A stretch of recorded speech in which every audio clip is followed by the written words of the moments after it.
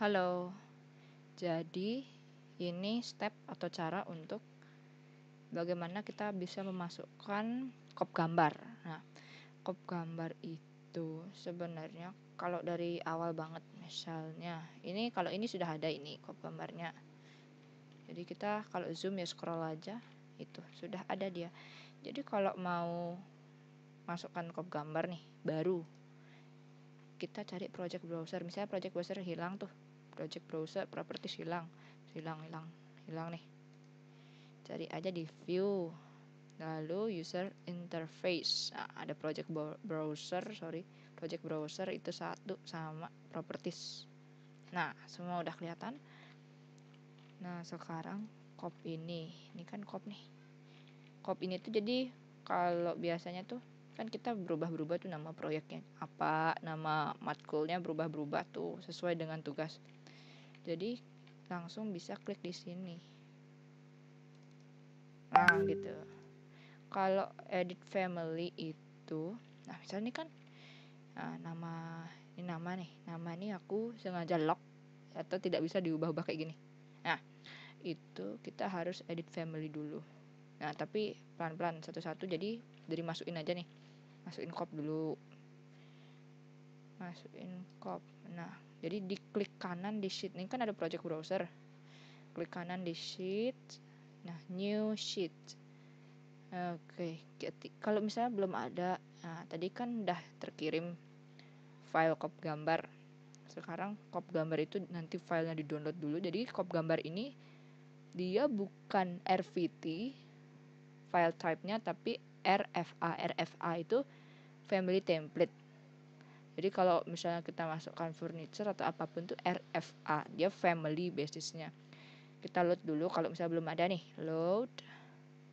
Kita cari tadi di mana nyimpennya. Kalau ini nyimpennya di DSUB minggu 5. Itu. Nah, dia RFA, Autodesk Revit Family, khusus dia tipenya Revit Family, bukan basisnya Revit. Kita open.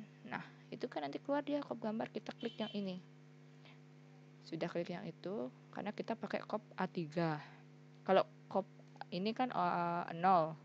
Ini kop gambar untuk A3 yang ini. Coba kita oke. Jadi kalau misalnya per halaman nih, ya harus satu-satu nyusit gitu. Jadi nggak bisa kita copy paste karena dia sistemnya itu family, jadi harus ngeliat satu-satu. Jadi kop gambar oke. Ini udah ketemu kan oke. Nah, tadi kan sampai 5 tuh. Sekarang kita 6. Nah, itu. Nah, kelihatan tuh nama. Ini bisa diubah kok, kelas itu bisa diubah. Nah, kelas bisa diubah, yang bisa dirubah tuh dari matkul. Nah, itu bisa. Kalau dia sudah muncul gini berarti bisa dirubah. Kliknya 1 kali aja. Kalau 2 kali nanti bisa masuk ke sistem family. Pola struktur bisa diubah tuh. Nama proyeknya apa, perpustakaan kayak apa itu gitu. Dosennya siapa, sesuai matkul dan kelas. Asdosnya siapa, itu bisa. Sama judul tuh bisa tuh. Misalnya ketik judulnya tangga, itu bisa dirubah tuh. Nah, tangga gitu misalnya. Yang nggak bisa dirubah yang ini, halaman itu dia gini caranya. Nah, halaman itu tuh basisnya kalau dia ini kita rename nih, nah nggak mau nih A106 apaan tuh, nah, pakai 06 deng, 06. Nah, dia itu terintegrasi dengan yang di sini tangga, jadi judul itu bisa juga misalnya jadi judul sama itu tuh bisa langsung, page sama ini tuh di sini bisa diganti langsung, bisa rename di sini atau kita rename di sini. Nanti otomatis dia, kalau ini nggak bisa diganti, ini langsung ya bisa sih, tapi baiknya langsung di sini aja. Nah, yang nggak bisa diganti tadi itu nama sama npm, karena kalau kita ini ganti-ganti mulu nanti ribet. Mending udah nama sama npm tuh kan nggak ganti-ganti tuh, yang ganti-ganti cuma matkul, proyek, dosen, asdos, kelas, judul, gambar, sama halaman. Kalau untuk skala itu misal kita masukin, cara masukinnya aku mau masukin alternatif 1 nih misalnya. Ini kan skalanya kosong nih. bisa tarik gini. Nah, dia bilang the view is already placed. Close saja. Kalau misalnya yang lain nih. Kalau biasanya dia kalau misalnya muncul begitu ya. Muncul yang seperti ini gitu. Nah, dia berarti sudah ada di sheet lainnya karena memang ini udah ada di sheet yang A102. Nah, jadi kalau ini misalnya kita hapus nih. Hapus aja deh, hapus backspace. Skala tuh hilang. Tadi skalanya kan 1/100 nih. 1/100 itu tuh hilang karena dia ngikutin gambar. Nah, gitu. Jadi saya mau tambahin deng. Ini udah nih semua udah oke, udah tuh semua. Mau tambahin alternatif 1. Bisa caranya di drag gini. Di drag nih. Nih, kalau menyesuaikan apa sih namanya? Keterangan gambar. Ini kita klik. Jadi ini yang ini. Ketemu yang hitam nih. Tek. Nah, itu kita giniin biar dia enggak kepanjangan. Ini bisa tuh. Ini enggak usah dipermasalahkan. Ini enggak usah. Nanti enggak kelihatan kok di print. Nah, dia langsung skalanya 1/100. Jadi ketika kita masukkan gambar plek. Ini skalanya 1/100, masuknya 1/100 juga. Misal alternatif 1 nih ganti deng. 1/200. Gue enggak suka nih 1/200. Nah, otomatis emang ikut membesar atau mengecil kadang. Kalau dia membesar berarti skalanya besar, kalau dia mengecil tuh gininya kecil berarti skalanya makin kecil. Tuh kan makin kecil nggak kelihatan, kecil banget. Nah, pengaruhnya misalnya 150 nih. Kan di sini 150.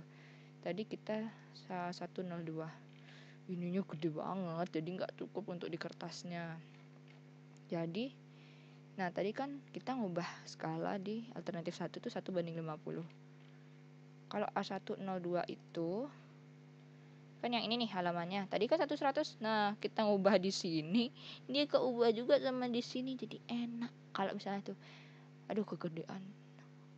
Ubah deng 1/200 deh kasih 1/200. Besar kan?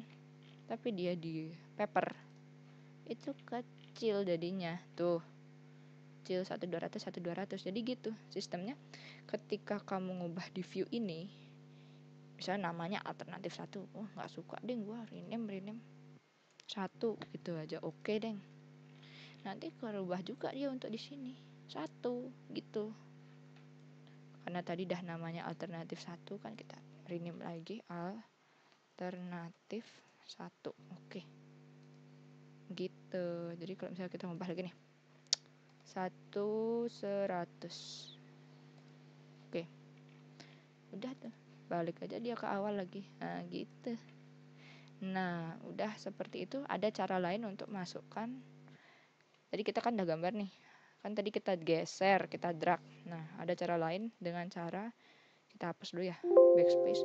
Itu kita klik kanan di sheet-nya yang kita mau taruh gambarnya. Itu kan jadi alternatif 1 di A102. Kita pakai add view. Add view itu, nah kita kan ini untuk masukkan alternatif 1 ya. Karena dia di structural plan, ini kan tugas di SUB nih. Add view to sheet. Jadi masukkan dia ke itu langsung bisa gitu juga. Itu lebih enak sih daripada kita nyekrol lagi tuh mana itu lebih enak juga. Nanti dia otomatis tidak akan bisa lagi muncul di halaman kayak tadi ada kendala misalnya yang ini kan misalnya tuh kan nggak mau dia karena dia basisnya sistem begitu. Nah, kalau misalnya aku pengen tuh lagi munculkan ini, kita copy aja jadi view-nya nih. Kan ini sebenarnya gini, sebenarnya itu banyak gini toh. Maaf, nggak kelihatan. Cancel. Nah, itu kan banyak. Dia kan hanya bisa 1 nih, sesuai dengan view regionnya gini. Kalau misalnya, ini kan 4 nih. Nah, ini kan yang kan kita lihat 1. Sebenarnya enggak, ini tuh banyak. Nah, sorry. Banyak banget malah. Nah, tuh banyak. Aslinya banyak, tapi karena kita pinginnya cuma ini doang. Ya, kita pakai crop view dengan dan crop region. Berarti kalau crop view itu region ini untuk memastikan kotak batasan yang kita lihat tuh cuma ini aja gitu. Nah, alternatif. Nah, itu dah tuh. Nah, aduh, namanya kok ini ya, pengen ganti. Sorry. Nah, disesuaikan, ininya diklik, baru bisa kita mendekkan yang ini. Taruh nih. Pakai tanda panah juga bisa kok, naik turun.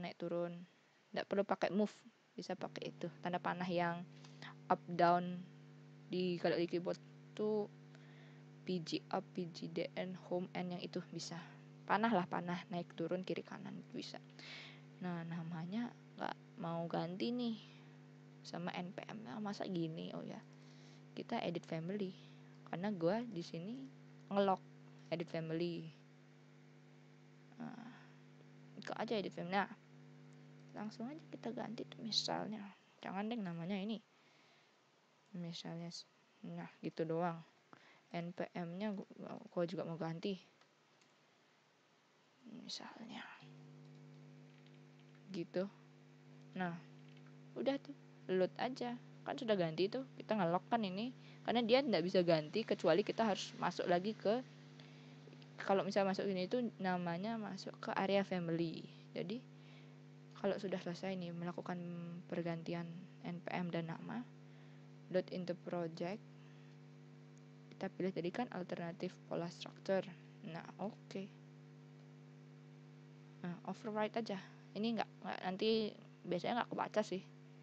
Tapi kalau nggak tahu Revit yang baru gimana, ini soalnya Revit 2017. Aku biasa pakai ini, override the existing. Nah, itu berubah dia. Aduh, kok gini ya namanya, is edit family. Klik-klik 2 kali itu udah bisa juga edit family. Nah, kita kan masuk ke area ini lagi tuh. Tuh, project browsernya kita lihat. Kita berarti sudah masuk di area family. Ganti balik ke awal misalnya. Sorry. Nah, npm-nya juga dong ganti. Nah, udah begitu, masukin aja lagi tuh, load into project. Udah kita centangkan yang ini. Oke. Nah, override lagi. Nah, udah gitu caranya. Kalau ngeprint gampang. Ngeprint tuh gampang, tapi coba juga ya, itu agak sulit. Jadi print langsung klik print. Kita masuk ke setup dulu. Jadi jangan pilih center, kita offset from corner. Dah, lalu fit to page. Kita oke nih. Oke. Langsung kita ctrlp. Okein aja udah. Nah, dia nggak perlu pakai ini, langsung aja kamu pilih dulu halamannya, nanti dia ngeprint. Nah, misalnya D gitu ya, save.